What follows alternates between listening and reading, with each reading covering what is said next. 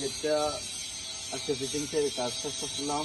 এই আপনার এই চৈতং বতলি কজমরা মসজিদের গেটটা দিচ্ছি যে মাল আপনার 4 মিলি লেজার কাটিং রাজকীয় গেট। এটা আসলে আমরা মসজিদের জন্য রেট যতটুকু পারি কম দেওয়ার জন্য চেষ্টা করি। ইনশাল্লাহ কারো প্রয়োজন হলে ইনশাল্লাহ যোগাযোগ করবেন।